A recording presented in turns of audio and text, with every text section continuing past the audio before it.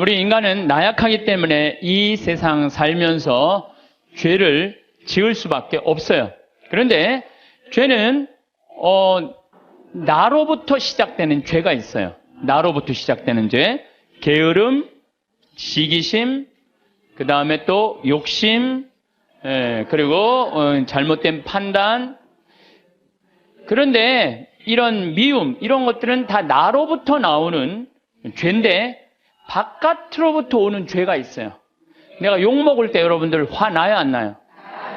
멀쩡한데 욕먹을 때 화가 참 많이 나는 것 같아요.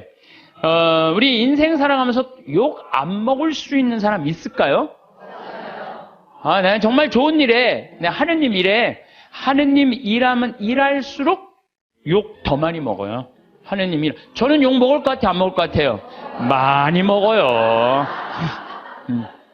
많이 먹어요. 아니, 뭐 하다못해 대통령은 욕 먹어요? 안 먹어요? 욕 먹어요. 우리가 인생 살아가면서 누가 나 욕할 때 막 분노할 필요 없어요. 왜냐하면 인간이라는 것 자체가, 생겨먹은 것 자체가 그렇게 평화롭게 살기가 쉽지가 않아요. 제일 좋은 거는 산속에 들어가서 혼자 살면 욕 안 먹죠. 제일 좋은 방법은 그거예요. 사실 저는 지금 여기 산속에서 사는 거랑 거의 마찬가지예요. 그래서 저는 사실은 본당 신부님들보다 훨씬 나아요. 본당 신부는 그냥 교우들하고 하면서 욕을 얼마나 많이 먹겠어요. 네? 진짜 많이 먹을 거예요. 본당 신부님들은 아무리 잘해도, 잘하는 것도 어떨 때 보면 때로는 욕먹는 다 거리가 돼요. 근데 본당 신부님들은 또 이렇게 있다 보면은 교우들이랑 좋은 사람도 있지만 교우 마음에 안 드는 사람도 있잖아요. 마음에 안 드는, 싫든 좋든 자기 5년 동안, 임기 동안 마음에 안 드는 사람 봐야 되잖아요. 얼마나 또 괴로운 일이에요. 근데 나는 여러분들이 아무리 마음에 안 들어도 여러분들 오늘 왔다가 오늘 가. 이게 얼마나 행복한지 몰라요. 얼마나 행복한지 몰라요. 어쨌든 마음에 안 들어도 가, 오늘. 네. 그리고 뭐 길어야 2박 3일 정도 있다가 가시는 거잖아요. 그래서 저는 개인적으로 참 마리아처럼 좋은 몫을 택한 것 같아요. 예. 사실 본당시민이 참 힘든 것 같아요. 그리고 적어도 여기 생태마을을 이 멀리 강원도까지 뭐 부산에서, 저 광주에서, 대구에서, 서울에서 오신 분들은 적어도 여기 오고 싶은 의지가 있는 분들이 오는 거 아니에요. 오기 싫으면 안 올 거 아니야, 안 올 거. 그러니까 적어도 오고 싶은 의지가 있는 분들이 오기 때문에 나를 바라보는 눈이 하트야. 하트야. 그러니까 나는 행복한 거죠. 근데 인간이 살면서 욕 안 먹을 수가 없어요. 욕하면 또 예수님 생각 안 할 수가 없어요. 욕 제일 많이 먹은 분이 예수님이에요, 예수님. 예수님 참 욕 많이 드셨어요. 예수님은 모두에게 사랑받았을 거라고 생각하면 여러분들 오해입니다. 수많은 사람이 예수님에게 돌을 집어 던지려고 했어요. 또 마귀랑 친구라고 비난까지 했어요. 여러분들 대놓고 넌 마귀 새끼야 이렇게 말하면 여러분들 기분 좋을 것 같아요, 안 좋을 것 같아요? 듣는 말 중에 가장 기분 나쁜 말이 바로 그런 말이에요. 넌 마귀 새끼 같아, 어떻게? 아니, 넌 마귀 새끼하고 친구냐? 근데 예수님은 마귀하고 베엘제불의 힘을 빌려갖고 마귀 쫓아낸다고 그러잖아요. 마귀라는 그런 욕까지 들으셨고, 마지막에는 모든 예루살렘에 모인 사람들이 어떻게 했냐면 죽이자, 죽어라. 마지막. 저는 그 장면을 상상을 해봐요. 내가 여기 지금 한 200여 분 있는데 여러분들이 갑자기 하트였다가 갑자기 마음이 돌변해갖고 죽어라 막 그러면은요 아마 미칠지도 몰라요. 근데 예수님 딱 그 상황에 접하신 분이 예수님이에요. 예수님은 하늘나라 선포하시면서 모두에게 환영받지는 않으셨어요. 여러분들 여기 계신 분들 가운데 내가 봉사활동 하는데 이 욕을 먹어가면서까지 봉사활동 해야 하나? 봉사일 때려치고 싶은 분들 계실 거예요. 일하다 보면 욕하는 소리 들리잖아요. 사람이 내가 이런 욕을 먹고 내가 이거 성당 일을 해야 돼? 내가 레조 단장 해야 돼?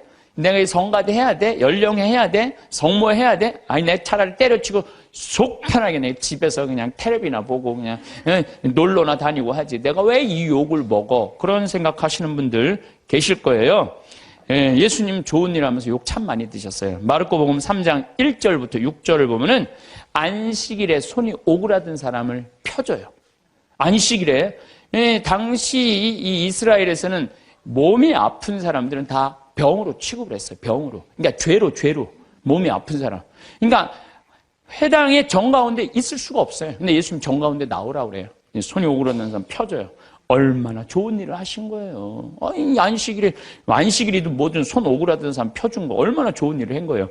그런데 사람들은 예수님의 이 얘기를 듣고 바리사이들은 나가서 곧바로 헤로데 당원들과 더불어 예수님을 어떻게 없앨까 모의를 하였다. 예수님 착한 일하고도 칭찬받지 않고 제거의 대상이 돼요. 착한 일하고도 욕먹고 심지어 죽이려고 덤비는 사람들도 있었죠. 성당 다니면서 정말 남 미워한 적도 없고 불쌍한 사람, 어려운 사람 도와주면서 성당 일만 했는데 욕먹으면 기분 나쁘죠. 이 마음 안에 뭐가 있냐면 분노가 일어나고 미움이 일어나요. 내가 정말 착하게 살았는데 나 욕하는 사람이 있으면 아무리 착한 사람이라도 뭐가 일어나요? 분노가 일어나죠. 저는 내가 아주 영적으로 아주 좋아하는 선배 신부님이 계세요. 근데 이거 굉장히 오래전 얘기, 한 10년도 더 된 일인데, 이제 수원 빈센트 병원에서 뭐 만날 일이 있어갖고, 그러다 제가 무슨 일을 하느냐고 좀 늦게 나갔어요. 근데 이제 내가 이제 그분 30분 약속을 어긴 거죠.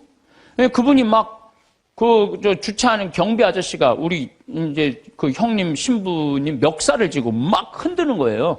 그래서 사복을 입고 있었어요. 그래서 내가 지금 당신 뭐 하는 거냐고. 이 사람이 뭐 차를 어쩌고저쩌고. 이 사람이 뭐냐고. 이 교구의 국장 신부님인데, 그랬더니 그냥 이분이 그 손을 놓더니 신부님이었느냐고. 너무너무 죄송하다고. 막 얼굴이 하얘져갖고 그러더라고. 그래서 내가, 형, 신부라고 그러면 되지. 왜 그 멱살을 쥐고 흔들리고 그래? 그랬더니, 내가 주차하면 안 되는 데다 주차를 내가 해갖고, 이 사람이 상황이 어려웠다는 거예요. 상황이 어려우니까 이제 자기가 이제 차를 빼러 하더니 화가 나니까 이제 멱살을 이제 쥐고 흔들으니까 내가 잘못했는데 그 정도 취급받는 걸 가지고 내가 뭐 신분이 그런 말을 어떻게 하느냐고. 이야, 난 뭐 그전에도 훌륭하다고 생각을 했지만은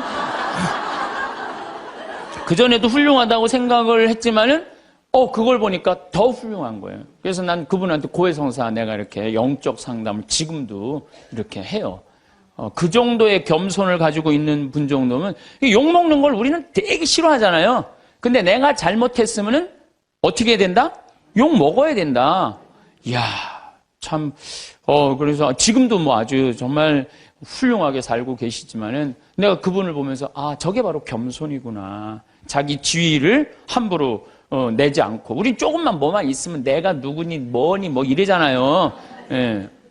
예수님 마르코복음 14장 65절을 보면 예수님이 사형이 결정되자 어떤 자들은 예수님께 침을 뱉고 그분의 얼굴을 가른 다음 주먹을 치면서 알아맞혀 보아라 하면서 놀려대기 시작했다. 여러분들, 사람이요, 내가 이렇게 60 넘으신 할머니들 이렇게 상담할 때요, 그 할머니들이 남편하고 살면서 가장 수치스럽게 여기는 거, 가장 모욕적으로 여기는 게 뭐냐면요, 남편이 때리는 게 아니래요.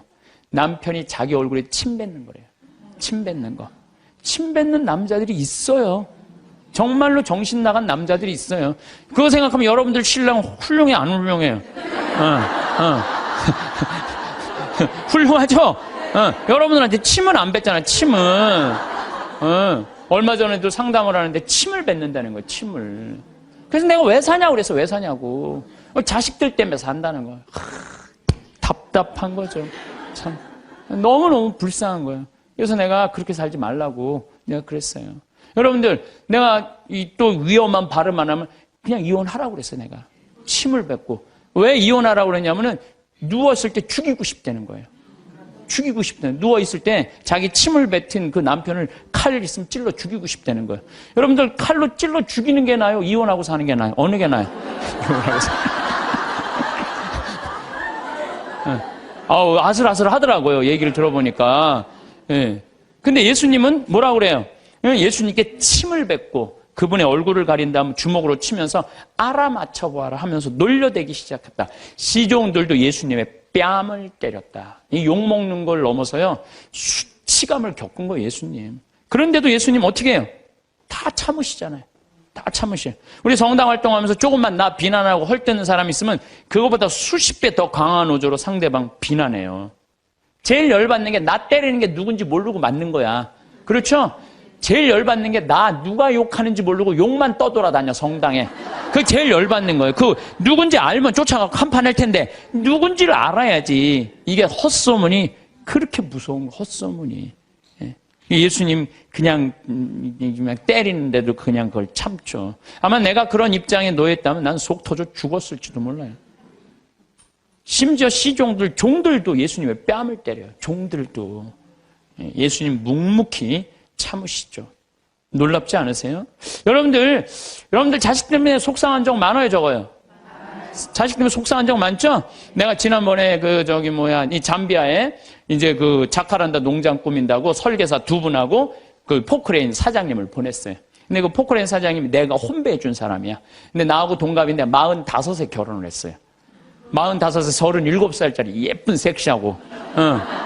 근데 내가 혼배를 해주면서 제일 걱정인 게 신랑도 나이가 너무 많고 신부도 나이가 너무 많은 거예요. 그래서 혼배를 해주면서 내가 그랬어요. 제발 애들 셋 낳는 게 내가 소원이다. 내가 혼배를 해주면서 간절하게 기도를 했어요. 근데 딸을 둘을 낳아갖고 온 거예요, 벌써. 그래서 이제 잠비아 갔다가 이제 보고하러 온다고 이제 부인하고 이제 딸 둘을 데리고 왔어요. 내가 맛있는 거 사준다고 읍내 나가고 이제 막, 이제 설계사들하고 이렇게 그것도 이제 막 맛있게 먹는데 애들이 아빠를 너무너무 좋아하는 거, 아빠를. 너무너무 이제 아빠한테 두 명이 매달려갖고 떨어지지 않아. 1살, 3살짜리라는데 그냥 막 떨어지진 않더라고. 부럽더라고요. 근데 문제는 뭐냐면 나한테 그러는 거예요. 그 정사장이 나한테 그러는 거예요. 신부님, 얘네들이 나를 그냥 이렇게 매달려갖고 내가 그냥 저 신부님 맛있는 거 먹지도 못하고 내가 이렇게 힘들다고. 그래서 내가 한마디 했어요. 누가 놔달라고 그랬어? 아니, 걔들이 놔달라고 그런 적 있어? 지들이 좋아갖고 늙어갖고 결혼해갖고 나 둘씩이나 낳고. 지들이 좋아갖고 낳았으면 책임을 져야지. 얘네들 때문에 힘들다는 게 말이랑 돼? 여러분들도 마찬가지. 여러분들 자식들 중에 놔달라고 그런 자식 있어요, 여러분들? 나 엄마 밑에서 태어나고 싶어. 그리고 놔달라는 자식 있었어요, 없었어요? 없었죠? 다 여러분들이 좋아서 낳은 거야. 걔네들은 태어날 의지가 없었던 애들이에요, 원래는. 여러분들이 낳은 거예요, 여러분들이. 그러면 누가 책임져야 돼? 여러분들이 책임져야 돼요. 이것도 똑같아. 우리가 언제 세상에 태어나게 해달라고 그런 적 있어요, 예수님한테? 당신이 좋아갖고 세상 만들어 놓고 우리 창조해 놨잖아요. 창조해 놨는데 인간들이 너무 많은 죄를 짓는 거야.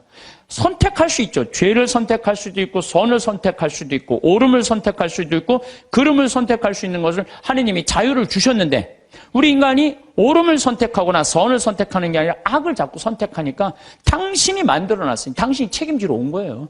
책임지러 와갖고 어떻게 뺨 때리고 침 뱉어도 땄으니까 어떻게 참아야지. 그냥 크다 아다 안 되니까 당신이 책임진다고 십자가에 올라와서 죽은 거 아니에요. 우리 책임진다고. 난 그 아버지 마음, 그 부모의 마음을 예수님 십자가에 오죽했으면 저기 올라갔을까. 우리를 얼마나 사랑했으면.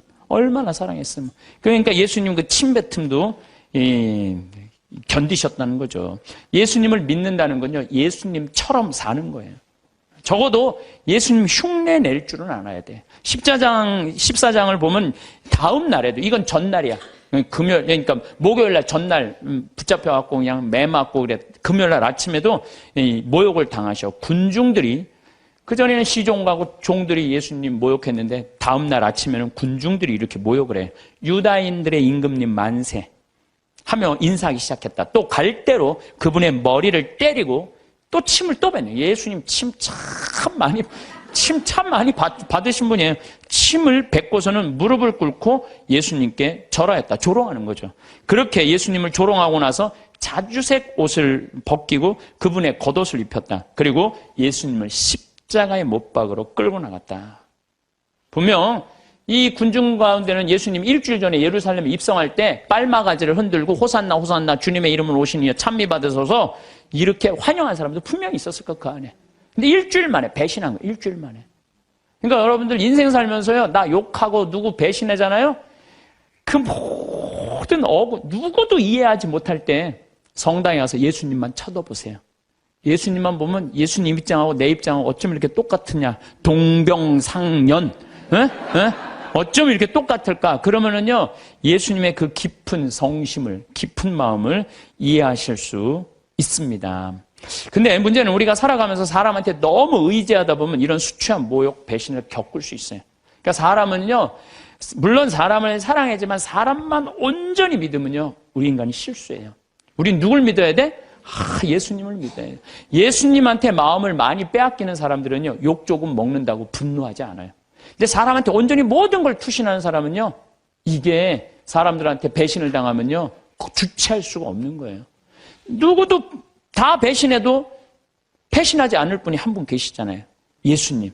예수님 생각만 하면 우리가 이겨낼 수 있다는 거죠. 나는 이렇게 미움의 원인이라도 제공하지만 예수님은 무슨 미움의 원인을 제공하셨겠어요? 예수님은 대통령이 되려고 하지도 않았고 돈을 벌려고도 안 했어요. 집 한 채 없으셨던 분이에요. 예수님이야말로 집 한 채 없이, 그리고 왕권을 탐하지도 않고 사랑하려고 온 분이야. 사랑하려고. 가난하고 병든 사람들, 외로운 사람들 친구로 오신 분이죠. 그런데도 사람들이 죽어라, 죽어라, 죽여라, 죽여라 이렇게 합창을 했죠. 예수님은 그런 사람들을 상대로 해서 목에 핏대 올리면서 상대하지 않았어요. 그저 묵묵히 견뎌내셨어요. 여러분들, 나한테 험담하는 사람, 나한테 나쁜 소문 내는 사람, 어때요? 그런 사람들하고 싸우면 여러분들 어떨 것 같아요? 더 평화로울 것 같아요? 화는 내면 낼수록 해결이 돼요? 일이 더 커져요? 커져요. 제일 좋은 건 무시하는 거예요, 무시. 그런 사람들. 저도 이제 평화방송에 이제 강의 많이 나가잖아요.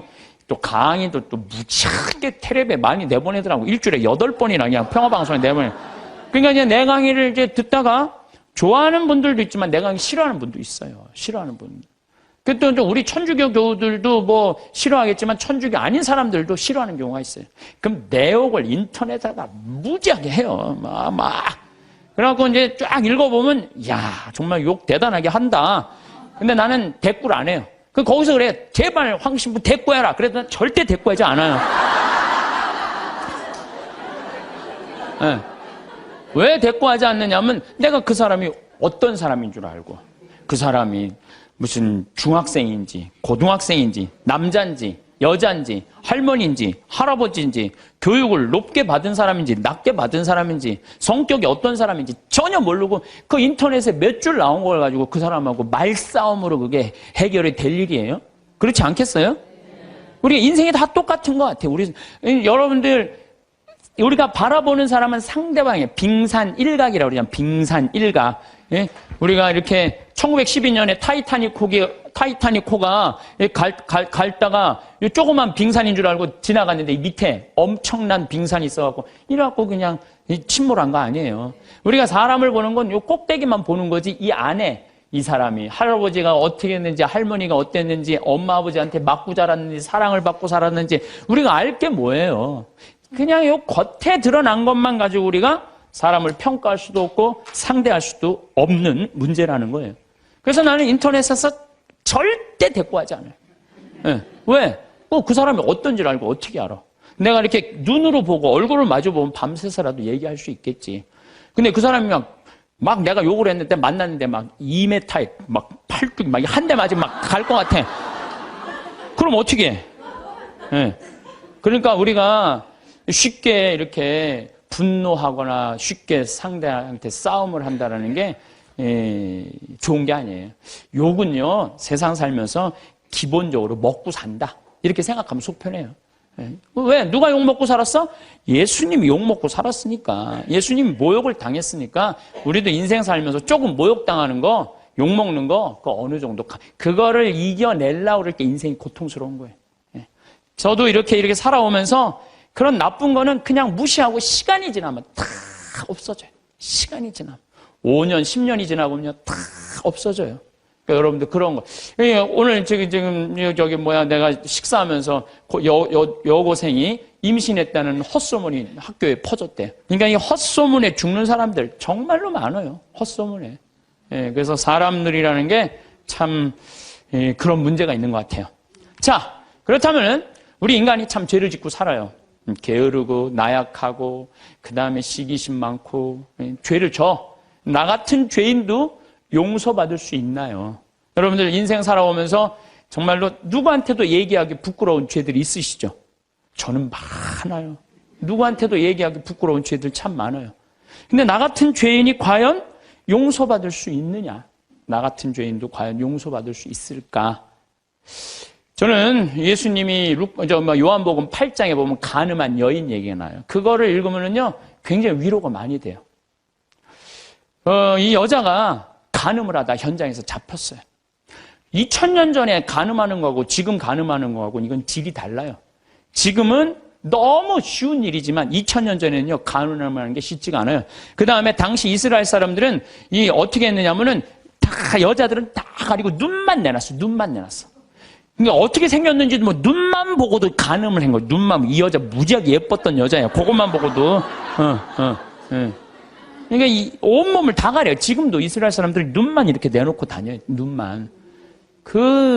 저 동네 사람 왕래도 없는데 간음하다 이 여자가 붙잡힌 거예요. 그러니까 예수님은 간음에 대해서 단호하셨어요. 만약에 너희들이 이 우명한 생각으로 여자를 쳐다보면 누나를 빼라고 그랬어요. 그 정도로 예수님이 간음에 대해서. 나는 참 그 성서가 너무 괴로워요. 난 그 성서에 의하면 내 누나는 한 6,000개는 빼. 6,000개. 내 누나는 6,000개는 빼야 돼요. 이 누나 얘기 하나도 안 남았을 거야 지금. 아무리 갈아 껴도 계속 빼야 돼. 계속. 도시에 나가면요 대단해요. 도시에 나가면 요즘 또 여자들이 다리가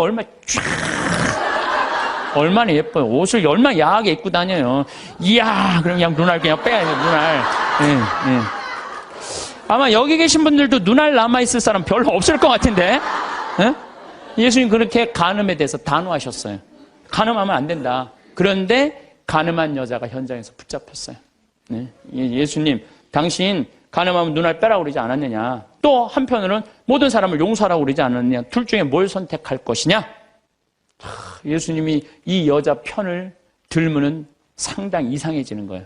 근데 2000년 전에 예수님께서 간음한 여자 입장에 쓰여요. 그래갖고 너희 중에 죄 없는 사람 먼저 이 여자를 돌로 쳐라. 난 이 여자 입장 이해한다 이거예요. 이야, 이거 대단한 일이에요. 이거 보통 용기 아니면 이거 제정신 가지고는 이거 못해요. 보통 용기 가지 않으면은. 근데 예수님은 그 여인을 감쌌던 거예요. 그 여인을. 하나둘 떠나가니까 예수님이 너 죄를 묻던 사람이 다 어디 갔느냐? 주님, 하나도 없습니다. 다 떠났습니다. 근데 그 다음 말이 더 기가 막혀요. 그들이 네 죄를 묻지 않았다면 나도 네 죄를 묻지 않겠다. 그러니까 여기 계신 분들, 예수님은요 우리를 그만큼 사랑하시는, 우리 나약한 인간, 쓰러질 수밖에 없는 인간, 부족한 인간임을 인정하시는 거예요. 그러니까 충분히 우리 인간을 인정하고 이해하고 계신 분이 예수님인 거죠. 그러니까 그 예수님한테, 여러분들은 그 예수님을 사랑하면요 막 가슴이 막 설레고 막 기쁘고 끝도 한도 없는 사랑을 갖고 침뱉음을 안 겪나, 십자가에 그냥 올라가서 그냥 우리들을 위해서 돌아가시지를 않나. 대단하잖아요. 그러니까 혹시 여기 계신 분들, 나 같은 죄인도 용서받을 수 있나요? 용서받을 수 있어요. 진심으로 주님께 용서 청하면. 그리고 삶이 변해야죠. 사람은요, 근데 저는 요즘 우리나라 문화에 조금 안타까운 게 뭐냐면은, 한 번 잘못하면 죽일 놈이야. 다시는 회복할 수가 없어. 우리나라 사회가 그래요. 한 번 잘못하면. 근데 교회는, 주님은요, 한 번 잘못해도 다시 용서 청하면은요, 기회를 주세요. 너무너무 좋죠? 여러분들 성당 잘 나온 거예요. 성당 잘 나온 거예요. 근데 더 기가 막힌 거는 요한복음 4장에 사마리아 여인 얘기. 사마리아 여인, 예수님이 이제 이 유다에서 예루살렘에서 성전을 막 둘러엎어요. 성전을 둘러엎고 막 채찍으로 막 후드려 까요. 그러니까 사람들이 예수님을 죽이려고 그래요. 그러니까 그 한바탕 하고 이제 갈릴레아, 예수님 본 활동 무대인 갈릴레아로 가려고 그러는데, 갈릴레아로 가는데 예루살렘에서 갈릴레아로 올라가면은 이게 갈릴레아 호수고 이게 사해예요. 여기가 이제 예루살렘인데 여기 사마리아 동네가 있어요. 사마리아 시카르라는 동네가 있어요. 시카르. 근데 유대인들은요, 사마리아 동네를 들어가지 않았어요. 사마리아 동네 들어가면은요, 더럽다고. 그래서 이렇게 갈릴레아 요르단강으로 올라가든지 바닷가로 올라가요. 근데 예수님은 돌아가기 귀찮았나 봐요. 그냥 가로질러 그냥 가요. 가로질러. 그러니까 가다가 시카르라는 동네에 가고 정오쯤 목이 마르셨어요. 그래갖고 이제 우물에 딱 이렇게 앉아 계셨어요. 근데 우물이라는 공간은 누구의 공간이에요? 남자들의 공간이에요? 여자들의 공간이에요? 여자들의 공간이에요. 그 우물가에는 남자들이 가는 게 아니에요. 근데 이 남자인 예수님 우물가에 다 남자하고 여자는 정부는 다 어디서 나냐? 우물가에서 다 나는 거예요. 정부 우물가. 갑돌이하고 갑순이도 우물가에서 뭐 이렇게 해갖고 엄마 이러지 마세요. 이러다가 다 정부 난 거 아니에요. 예? 그러니까 남자가 하여튼 우물가 간다. 이거 별로 좋은 게 아니에요. 근데 우물가에 앉아 계신 거야. 그 자체가 별로 사마리아에다가 시카르라는 동네 남자가 우물가에 앉아 이거 아주 장면이 안 좋은 거예요. 근데 정오에 여자 하나가 물동이를 일고 물을 탁 뚫어 나와요. 이 여자도 문제가 많은 여자예요. 왜 문제가, 요 장면 하나만으로도 문제가 많아. 왜? 이 사마리아라는 게 굉장히 더워요. 덥기 때문에 낮에 물 뚫어 나오는 여자는 없어요. 물은 언제 뚫어오냐면 새벽이나 밤중에 뚫어 나와요. 새벽이나 밤중에. 근데 이 여자는 새벽에 뚫어 나올 수가 없는 여자야. 밤중에도 뚫어 나올 수 없는 여자야. 아무도 안 나오는 정오에 나올 수밖에 없는 여자예요. 문제가 많은 여자죠. 문제가 많은 여자예요. 그래갖고 이제 물을 딱 뚫어놨는데, 이게 또 남자고 여자가 이제 우물가에서 만난 거잖아요. 근데 예수님 먼저 말을 걸어. 나한테 물 좀 한 잔 줄래? 희약가시를 거는 거야, 나한테. 나한테 물 좀 한 잔 줄래? 그러니까 이 여자가 당장에 뭐라 그래요? 당신은 유대인이고 나는 사마리아 여자인데 어떻게 나한테 말을 거느냐? 그렇게 얘기를 해요. 너무 황당한 거죠. 그랬더니 예수님이 뭐라 그러냐면 네가 내가 누군 줄 알면 네가 나한테 물 달라고 그랬을 거다. 아니 당신 뭐 두레박도 없는데 어떻게 물이 있느냐? 네가 알지 못하는 내 마르지 않은 샘이 있다. 그걸 좀 저한테 줘라. 이렇게 얘기를 해요. 그러니까 예수님이 그럼 남편 좀 데리고 와라. 그랬더니 난 남편이 없다고 여자 딱 잡아 떼는 거예요. 그랬더니 예수님이 뭐라고 그러냐? 그래 너는 5 남자하고 살았는데 그것도 네 남편이 실질적으로는 아니고 지금 사는 그 남자도 네 남편은 아니지. 이 여자 깜짝 놀라는 거죠. 자기가 5 남자하고 살았던 걸 아니까. 거기다가 이제 예수님이 계속 말을 하는 거예요. 그 성서를 보면은요, 예수님이 이렇게 사람하고 이렇게 길게 말하지 않아요. 근데 하여튼 이 요한복음 4장 오늘 집에 가서 한번 읽어보세요. 얼마나 긴지. 그러니까 이 여자를 붙잡고 무지하게 오랫동안 수다를 떨고 계신 거 지금. 쉽게 말하면 무지하게 수다를 오래 떨고 계신 거야. 그러더니 이제 앞으로는 예루살렘에서 예배하거나 그리짐산, 야곱의 우물 그리짐산에서 예배하는 그런 시대는 끝났다. 이제 정말로 마음으로 예배하는 하나님은 어디나 계시고, 막 구원에 대해서도 얘기하고 예배에 대해서도 얘기를 하네. 그러니까 이 여자가 동네로 가요. 동네로 가갖고 우리가 찾던 구세주를 뵀다, 내가. 그래갖고 이 여자 사람들을 데리고 와요. 데리고 오면서 사람들이 예수님하고 얘기를 하다가 이 여자 마리아는 우리 눈으로 직접 봐서 이분이 구세주임을 우리가 확인했다. 이렇게 얘기를 해요. 다시 말해서 신약 성서에서 첫 여제자가 누구냐면 바로 이 사마리아 여자예요. 첫 여제자가. 파견한 거 아니에요. 동네 갖고 사람들 데리고 온 거 아니에요. 근데 여러분들 생각을 해봐. 이 여자가 5 남자하고 살았던 여자야. 그러니까 이혼을 5번 한 거예요. 6번째 이 남자하고 사는 여자예요. 이 여자 이뻤겠어, 안 이뻤겠어요? 여러분 5번 정도 결혼할 정도면요 이뻐야 돼요. 이뻐야 돼. 그렇잖아요. 굉장히 예뻤을 거예요. 근데 여러분들 성당에서 이 생각을 해봐요. 신부님, 우리 성당에서 6번째 남자하고 살던 여자가 성당을 나왔어. 그것만 해도 여러분들 대단한 이슈가 될 것 같아요, 안 될 것 같아요? 대단하죠. 6번째 남자하고 사는, 이혼을 5번 하고 6번째 사는 여자가 나왔는데 신부님 미사 끝나고 그 여자를 붙잡고 얘기하기 시작하는 거야. 그것도 성당을 어떻게 운영할 것인가. 그 여자 의견을 물어보는 거예요. 성당을 어떻게 운영하면 좋으냐. 한참 얘기하더니 그러지 말고 그냥 네가 성모회장 해라. 그래갖고 성모회장으로 임명을 했어. 성당 교우들이 그 본당 신부님하고 그 여자하고 뜯어 먹을 것 같아, 안 뜯어 먹을 것 같아요? 뜯어 먹어요. 근데 예수님은요, 그게 중요하지 않으셨나 봐요. 그러니까 우리가 생각하는 죄하고 예수님이 생각하는 사람과 사랑하고 너무너무 이게 차원이 다른 거예요, 차원이. 여기 계신 분들, 지금 한 5 남자하고 이렇게 이혼했다, 결혼했다, 이혼했다, 이런 분들 혹시 계세요? 없으시죠? 나는 이것도 굉장히 위험한 반이는데, 인생 살면서요, 정말 잘못 만나는 남자 있을 수 있어요. 잘 안 맞는 남자. 그래서 이혼할 수도 전 있다고 생각을 해요. 나는 요새 우리 프란치스코 교황님 너무 마음에 들어. 왜 프란치스코 교황님이 마음에 드느냐면은 동성애자들에 대해서 사목적 배려를 해줘야 된다고 그러잖아요. 난 너무너무 마음에 들더라고요. 내가 동성애자 옹호자가 아니에요. 왜 동성애자에 대한 사목적 배려를 해야 되느냐면은 1960년대 초에 DES라는 여성 호르몬제가 발명이 돼. 그러니까 화학 호르몬제, 합성 호르몬제. 그러니까 이게 발견되면서부터 난리가 난 거예요. 전 세계적으로 여자들이 여성 호르몬이 에스트로겐이 정말 중요한데 이게 이제 약으로 먹을 수 있다. 그래갖고 막 임신을 했을 때 이 약에 대한 무서운 걸 모르고 다 먹여요. 임신한 여자들한테. 이 여성 호르몬이 에스트로겐이 몸 애한테도 좋을 줄 알고 다 먹여요. 그래갖고 이제 애들이 다 나왔어요, 세상에. 그런데 20년이 지나고 난 다음에 1980년 이때부터 갑자기 동성애자들이 너무 많이 늘어나는 거예요, 미국에. 동성애자들이 너무 많이 늘어나는 거예요.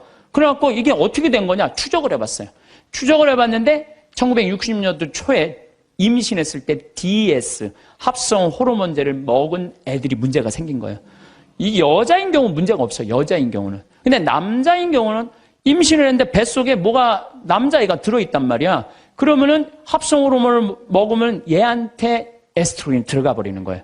얘한테 뭐가 들어가냐면 테스토스테론이 들어가야 되는데, 남성 호르몬이 들어가야 되는데. 그러니까 몸 안에 얘는 태어나면서 뭐가 많은 거야? 여성 호르몬이 남자지만 여성 호르몬이 많은 거야. 몸에 뭐가 흘러? 여성 껍데기는 남자지만 안에는 여성 에스트로겐이 흐르는 거야. 그러니까 얘는 남자도 아니고 여자도 아닌 거야. 얘 잘못 아니에요. 누구 잘못이야? 엄마가 잘못 약 먹어갖고. 그래갖고 보니까 거의 그 남자애들 중에 한 4분의 3 정도가 동성애적 성향을 갖고 있는 거야.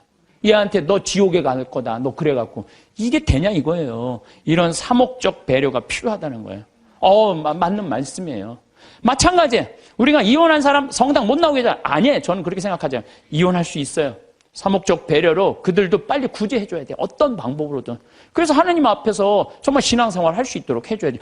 예수님은 5번째 산 여자하고도 하늘나라 얘기를 했는데 여기서 구원의 대상에서 제외될 사람이 몇 명이나 될 것 같아요? 다 구원받을 수 있는 거예요. 다. 그래서 저는 이렇게 이 요한복음 4장을 묵상하면서 우리 예수님께서 우리 인간을 얼마나 사랑하는지 그 깊이를 헤아릴 수가 없어. 헤아려서 너무나 많은 사랑을 갖고 계신 분이야. 그러니까 여기 계신 분들 중에 나 같은 사람이 과연 성당 일을 할 수 있을까? 나 같은 사람이 과연 주님의 일을 할 수 있을까? 내가 이런 위선자가 아닐까? 아니에요. 여러분들 진정으로 회개하고 용서 청하고 삶의 변화. 회개라는 게 뭐예요? 삶의 변화되는 거 아니에요? 다시 열심히 살면은 하나님께서 받아준다는 거. 어떤 사람이라도 다 받아준다는 거예요. 근데 우리는요, 죄 속에 갇혀서 이러지도 못하고 저러지도 못하는 사람들 참 많아요. 나는 죄인이야. 밥 먹어. 난 죄인이 무슨 밥을 먹어. 나 안 먹어. 그냥 술만 계속 먹는 거야. 나는 죄인이야. 술만 계속 먹어. 그러면 이 사람은 영원히 구제받을 수 없는 거예요. 예수님은 어떤 죄도 다 용서해 준다. 어떤 죄도. 성령을 모독하는 죄만 빼고는 다 용서해 줘요. 성령을 모독하는 죄만 빼고 다 용서해 줘요. 성령을 모독하는 죄가 뭐예요? 제가 신학교 때 너무 미운 사람이 있었어요. 그래서 지금 돌아가셨어요.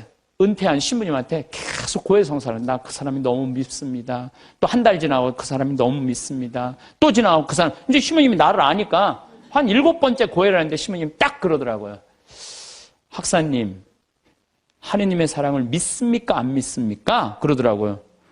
좀 믿는데요. 그랬더니 학사님은 내가 생각하기엔 하느님의 사랑을 안 믿는 사람이라고.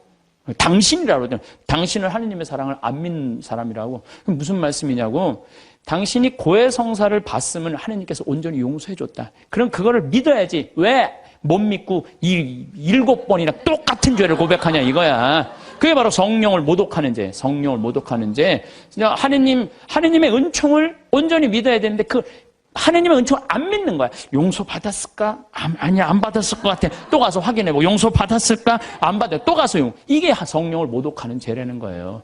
나도 보좌 신부 때 고해성사를 교주면은 이쪽에서 고해성사를 줬어. 그러고 다 사죄를 해줬어. 근데 이쪽에 문 열면 이쪽 여자가 여기 와서 또 하는 거예요. 고해성사를. 진짜로 또 하는 거예요. 1년 내내 계속. 그래서 막 신경질. 왜 자꾸 벌써 이미 죄를 고한 사해 줬는데 왜 하느님의 자비를 안 믿느냐고. 이 자매가 그러는 거예요. 나는 용서 못 받은 것 같다고. 하느님의 사랑을 못 믿는 거죠. 무한한 하느님의 사랑을. 그럼 우리가 회개가 뭐가 필요해요? 종교가 뭐가 필요해요? 용서가 없다면. 그러니까 하느님은 우리를 용서해 주셔요? 안 용서해 주셔요? 용서해 주세요. 그러니까 여러분들 하느님의 사랑을 간절하게 믿으시라는 거예요. 여러분들 평화를 원하세요? 네. 평화를 원하면요, 용서하셔야 돼요. 저는 예수님께서 계속 사랑해라, 용서해라, 사랑해라, 용서해라 그러다가 결정적으로 마지막에 평화를 주노라 그래요. 이게 언제 평화를 주느냐 하면은 예수님 침뱉음 다 당하고 때리고 뺨 맞고 십자가 못 박혀서 다 죽었어. 죽고 난 다음에 3일 만에 부활하세요. 3일 만에 부활했을 때 예수님이 제자들을 처음 만나요. 3일 만에. 제자들은 어떤 상태? 스승 배신하고 다 도망간 상태 아니야. 다 도망가고 배신하고 스승은 죽었다고 생각했을 때 마음이 지극히 불안했어. 배신, 그 3년을 따라다니던 스승을 배신했단 말이야. 예수님이 3일 만에 부활하셔서 첫 인사가 니네들 왜 나 배신했어? 내가 죽었다 살아난다는 건 니네들 안 믿었어? 이렇게 얘기하지 않아요. 평화를 비노라. 평화를 주노라. 평화는요, 여러분들 언제 찾아오는 거냐면 그 모든 폭풍이 다 지나가고 누릴 수 있는 게 평화예요. 평화. 그래서 나는 여기 여러분들 지금 우리 평창 생태마을에 오셨지만은 제가 요즘 참 많은 평화를 많이 누려요. 저도 인생을 살면서 질곡, 막 폭풍, 별걸 다 겪었죠. 근데 요즘은요, 그 모든 걸 떠나서 이게 마음이 정말 평화로운 거예요. 여러분 여기 마당에 아침에 탁 이렇게 강 내려가는 걸 보고 앉았으면요, 그렇게 행복해요. 아, 예수님이 이 평화를 얘기하는구나. 그러니까 마음 안에, 저는 지금 마음 안에 미워하는 사람이 정말로 없어요. 예전에는 많았어요. 참. 예전에는 많았어요.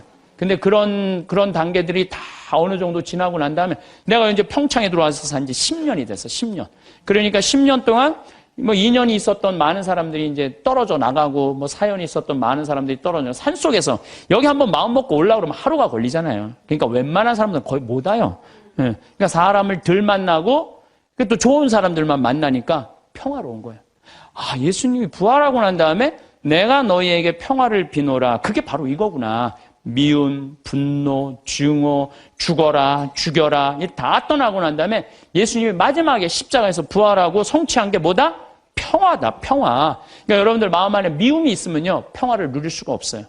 마음 안에 분노가 있으면 평화를 누릴 수가 없어요. 그래서 용서해야 되는 거예요. 그래서 여러분들 우리 마음 안에 남을 찔러 죽이려는 마음의 창을 두들겨서 곡식을 만들어내는 낫으로 만들어야 돼. 마음의 미움을 두들겨서 평화를 만들어내는 사랑으로 만들어야 돼. 그래서 사람을 보면서 막 사랑할 수 있는 그런 마음 여러분들 청하셔야 돼요. 제가 신학교 1학년 때는 별놈이 다 모인 거예요. 52명이 이제 그 별놈이 다 모인 거예요. 그냥 별놈이. 그냥 마음에 드는 놈, 안 드는 놈, 그냥 이상한 놈, 안 이상한 놈, 별놈이 다 있는 거예요. 1학년, 2학년 때는 맨날 그냥 밉고 싸우고 그러더라고요. 근데 3학년쯤 되니까 그런 미움이 다 인간으로 이해가 되고, 그러니까 이제 화장실에 있으면 발자국 소리, 누구 발자국 소리까지 다 알아요. 같이 이제 기숙사에 살다 보면은. 3학년쯤 되면요, 다 애들이 이쁜 거예요. 다 마음에 드는 거예요. 신학생활이 너무 재미나. 얘를 만나도 좋고, 쟤를 만나도 좋고, 그 마음에 안 드는 놈들은 거의 다 나갔고, 또 신학교를. 우리가 52명이 들어갔는데 27명이 나갔으니까, 그 중에 마음에 드는 놈들만 거의 남아 있었던 거죠. 그러니까 얘를 봐도 좋고, 쟤를 봐도 좋고, 다 좋은 거야. 신학교 생활이 너무 재밌는 거예요. 사랑하는 사람이 많으면 많을수록요, 우리가 즐거워요. 저는 이곳 생태마을 우리 직원들은 나를 어떻게 생각하는지 몰라도 나는 직원들이 다 이뻐요. 모든 걸 뿌리치고 여기 와갖고 기숙사 하면서 나하고 같이 농사 짓고 사는 직원 얼마나 고마워요. 그냥 직원들을 보면 기분이 너무너무 좋아요. 직원이 마음에 안 들면은 사실은 사는 게 즐겁지 않잖아요. 직원이 다 이뻐. 만나는 사람마다 다 좋고. 그러니 신나죠. 사는 게 즐거운 거죠. 일은 20년 동안 기다리고 있고. 은퇴하고 나면 또 요즘 커피숍 그거 생각을 많이 해요. 바리스타를 배워갖고 어떻게 해야 되겠다.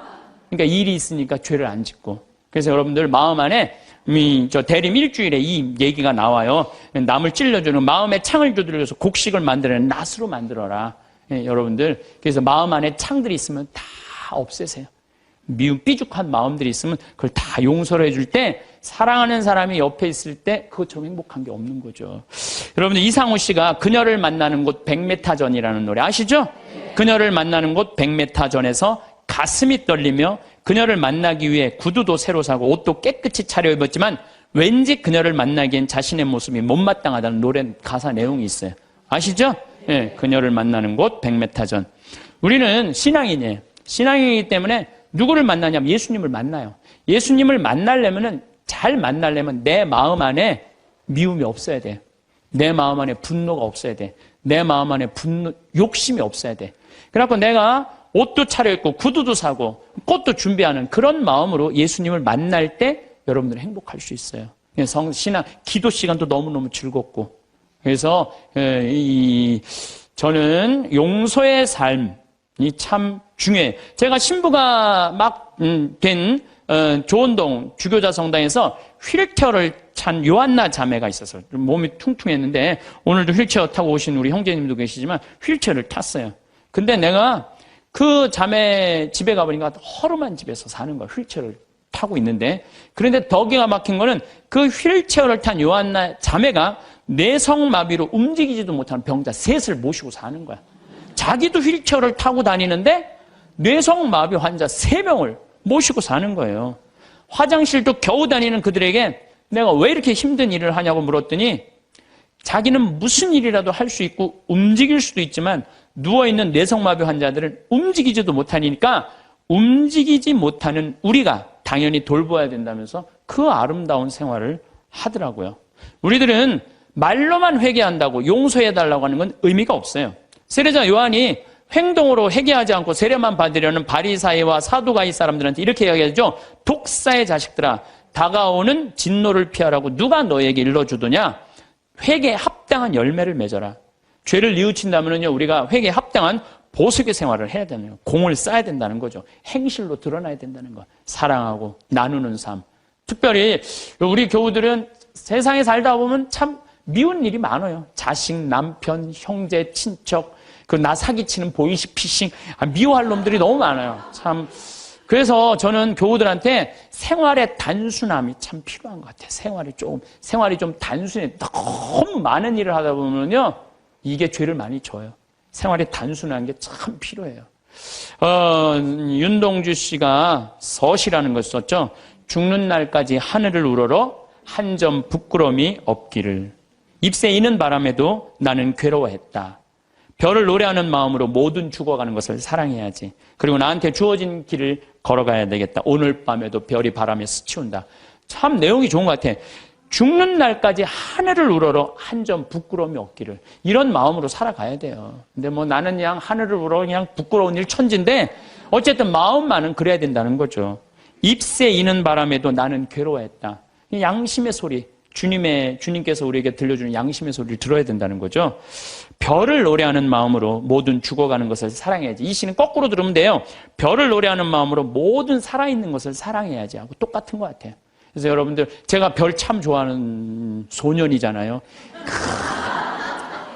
어제도 내가 여기 새벽 1시에 수소성당 강의 이제 우리 평화방송 팀하고 하고 새벽 전부 다 별 보셨죠? 우리 촬영팀들. 얼마나 별이 예쁜지 몰라요. 이 세상에 태어난 건 축복이에요, 축복. 근데 그냥 행복한 마음으로 그 별을 바라보니 미움 때문에 땅바닥만 쳐다보면요, 그 별을 못 봐요. 근데 요즘 현대인들은요, 하늘을 볼 생각을 안 해요. 그리고 나한테 주어진 길을 걸어가야겠다. 오늘 밤에도 별이 바람에 스치운다. 좋죠? 다시 한번 이거 읽어드리도록 하겠습니다. 서시 윤동주. 죽는 날까지 하늘을 우러러 한 점 부끄러움이 없기를. 잎새 이는 바람에도 나는 괴로워했다. 별을 노래하는 마음으로 모든 죽어가는 것을 사랑해야지. 그리고 나한테 주어진 길을 걸어가야겠다. 오늘 밤에도 별이 바람에 스치운다. 살아가면서 우리 마음에는 여러 모습이 스쳐 지나갑니다. 때로는 몸과 마음이 한없이 느긋해지는 게으름을 만나기도 합니다. 문득 남의 가진 것이 더 좋아 보이는 시기심이 고개를 들 때도 있습니다. 더 채우고 싶은 욕심에 마음이 조급해지기도 합니다. 까닭 없이 누군가를 미워하는 마음이 생겨날 때도 있습니다. 이러한 마음들이 지나치면 옛사람들이 말하는 작은 죄가 될 수도 있습니다. 이것들은 우리가 살면서 마주하는 마음의 그림자와 같습니다. 어쩌면 삶의 여정에서 완전히 피하기는 어려운 감정일지도 모릅니다. 중요한 것은 이러한 감정들에 쉽게 물들지 않도록 마음의 문을 잘 지키는 일입니다. 스스로를 경계하며 마음을 닦는 것이 그래서 필요합니다. 오래전 이야기 하나가 마음을 울립니다. 가난하지만 성실한 구두장이가 있었습니다. 어느 매서운 겨울날 저녁, 구두장이는 품삯으로 받은 얼마 안 되는 돈을 품에 넣고 집으로 돌아가던 중이었습니다. 길가 교회 담벼락 아래 한 사내가 벌거벗은 채 쓰러질 듯 기대어 있는 것을 발견합니다. 살을 내는 추위였습니다. 구두장이의 마음속에는 순간 두려움과 망설임이 스쳐 지나갔습니다. 나 역시 가진 것 없는 처지에 낯선 일을 어찌 돌본단 말인가. 혹시 해코지라도 당하면 어쩌나. 하지만 차마 그 얼어붙은 그림자를 외면하고 발길을 돌릴 수는 없었습니다. 결국 구두장이는 다가가 자신의 낡았지만 두툼한 외투를 벗어 그 사내에게 입히고 기력이 없는 그를 부축하여 자신의 작은 오두막집으로 데려옵니다. 아내는 처음엔 놀랐지만 곧 따뜻한 수프를 끓여주고 얼마 없는 빵도 나누어 줍니다. 그 낯선 사내는 한동안 말없이 그저 고마운 눈빛으로 부부의 온정을 받았습니다. 그와 함께 며칠을 지내며 구두장이는 문득 깨닫게 됩니다. 자신이 베푼 것은 작은 온정이었지만 그 과정에서 알 수 없는 깊은 평화와 기쁨이 마음속에 차오르는 것을 느꼈던 것입니다. 그때 그는 진정으로 알게 됩니다. 사람을 살아가게 하는 진정한 힘, 그리고 삶을 더없이 가치 있게 만드는 것은 쌓아둔 재물이 아니라 이렇듯 서로에게 건네는 따뜻한 마음과 사랑이라는 것을 말입니다. 이 이야기는 우리에게 가르침을 줍니다. 미움이나 욕심 대신 따뜻한 마음과 이해가 우리 삶을 더욱 값지고 평화롭게 만든다는 것을 일깨워줍니다. 우리 안에 숨어있는 게으름, 시기심, 욕심, 미움을 가만히 들여다보는 것이 필요합니다. 그리고 그 자리에 이해와 너그러움, 따뜻한 온기를 채워나가려 노력해야 합니다. 그렇게 한 걸음씩 마음을 돌보고 가꾸어 나갈 때 우리의 시간들은 더욱 깊은 평온으로 채워질 것입니다. 삶의 마지막 순간까지 마음의 평화를 지키는 것, 그것이 우리가 추구하는 아름다운 삶의 모습일 것입니다. 마음의 평화란 아무런 걱정 없이 고요한 상태만을 의미하지는 않습니다. 때로는 삶의 작은 파도가 마음을 흔들 때도 있을 것입니다. 하지만 그 흔들림 속에서도 중심을 잡으려는 노력, 그것이 중요합니다. 마치 바람이 불어도 굳건히 서 있는 나무처럼 말입니다. 그 힘은 하루아침에 생겨나지 않습니다. 매 순간의 작은 선택들이 모여 단단한 기둥을 이룹니다. 게으르고 싶은 유혹이 찾아올 때 작은 일이라도 실천하는 부지런함을 선택하는 것입니다. 시기하는 마음이 일어날 때 그 사람의 좋은 점을 찾아보거나 나의 길에 더욱 집중하는 것입니다. 일상 속에서 우리는 수많은 선택의 갈림길에 섭니다. 남의 말에 쉽게 마음이 상할 수도 있고 무심코 던진 말 한마디에 온종일 후회할 수도 있습니다. 그럴 때마다 잠시 멈추어 자신의 마음결을 가만히 들여다보는 지혜가 필요합니다. 미움이나 원망의 감정이 살며시 고개를 들 때 그것을 알아차리고 어린아이 타이르듯 부드럽게 다독여 보내는 연습을 하는 것입니다. 처음에는 어렵고 어색할 수 있습니다. 익숙하지 않은 감정의 근육을 쓰는 듯한 느낌일 것입니다. 그러나 작은 샘물이 모여 결국 너른 강을 이루듯 매일의 작지만 꾸준한 노력들이 모여 마음에 큰 평화를 이룹니다. 이렇게 정성 들여 가꾼 마음은 세상을 바라보는 우리의 창을 더욱 맑고 투명하게 닦아줍니다. 이전에는 그저 무심히 지나쳤던 길가의 작은 풀꽃 한 송이의 아름다움에도 눈길이 머물게 됩니다. 창밖으로 들려오는 새소리가 정겹게 느껴지고 해질녘 노을의 빛깔에 깊은 감동을 받기도 합니다. 일상의 소소한 순간들 속에서 이전에는 미처 몰랐던 감사의 마음을 새롭게 발견하게 됩니다. 또한 우리의 평온하고 너그러워진 마음은 마치 잔잔한 호수처럼 주변 사람들에게도 편안한 위안을 전해줄 수 있습니다. 따뜻한 눈빛 하나, 진심이 담긴 온화한 말 한마디가 누군가에게는 예상치 못한 큰 힘이 되기도 하는 법입니다. 이처럼 마음을 다스리고 그 정원을 풍요롭게 가꾸는 일은 젊은 날에 시작하여 노년에 이르기까지 평생에 걸친 여정과 같습니다. 어느 한순간 완성되는 것이 아니라 숨 쉬는 매 순간 이어지는 과정입니다. 삶의 어느 시점에서든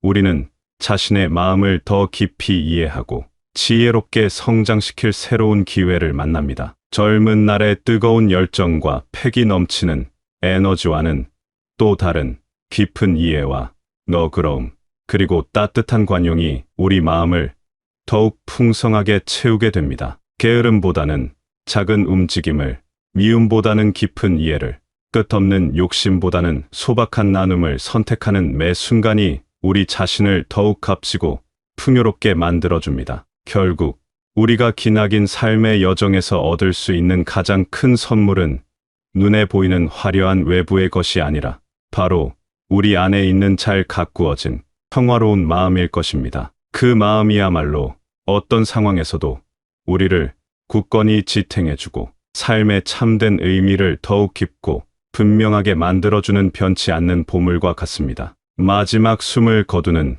그날까지 우리 마음속 정원을 아름답게 가꾸는 소중한 일을 멈추지 않아야겠습니다. 우리 마음의 정원을 가꾼다는 것은 완벽하게 잡초 하나 없는 상태를 만드는 것만을 뜻하지는 않습니다. 때로는 원치 않는 생각이나 감정의 작은 풀씨가 바람에 날아와 자리를 잡을 수도 있습니다. 중요한 것은 그것을 너그러이 바라보고 다시금 좋은 생각의 씨앗을 부지런히 심는 과정 그 자체입니다. 마치 정원사가 잡초를 뽑아내고 아름다운 꽃을 심듯 우리도 마음속 부정적인 감정을 알아차리고 긍정의 생각으로 바꾸려 노력하는 것입니다. 이러한 꾸준함 속에서 삶의 지혜는 더욱 깊어집니다. 노년의 삶에서 이 마음 가꾸기는 더욱 특별한 의미를 지닙니다. 지나온 수많은 세월 동안 겪었던 기쁨과 슬픔, 성공과 실패의 경험들이 귀한 걸음이 되어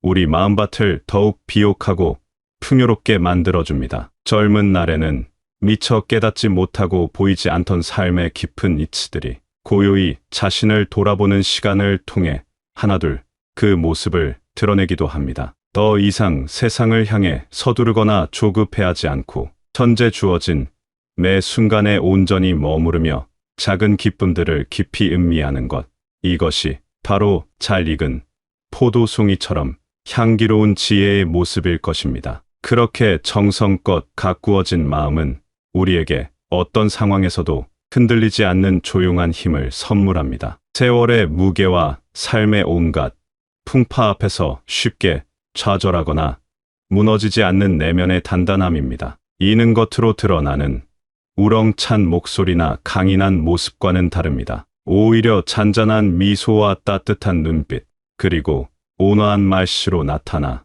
스스로와 주변 사람들의 마음을 평화롭게 물들이는 부드럽고도 강한 힘입니다. 이 힘이야말로 우리가 삶의 마지막 여정까지 소중히 지켜나가야 할 가장 귀한 자산일 것입니다. 오늘, 지금 이 순간을 살아가는 우리의 삶은 때로 참 분주하고 고단하게 느껴질 수 있습니다. 하루가 어떻게 지나가는지 모를 만큼 빠르게 시간이 흐르고 마음은 이런저런 걱정과 생각들로 가득 차 숨 돌릴 틈조차 찾기 어려울 때도 있을 것입니다. 수많은 소리와 정보의 홍수 속에서 길을 잃은 듯 마음 둘 곳 없이 방황하는 듯한 깊은 외로움이 밀려올 때도 있을 것입니다. 하지만 바로 그럴 때 잠시 모든 것을 멈추고 기억해야 합니다. 우리 안에는 그 어떤 세상의 소란함에도 흔들리지 않는 깊고 고요한 평화의 공간이 있다는 것을 말입니다. 그것은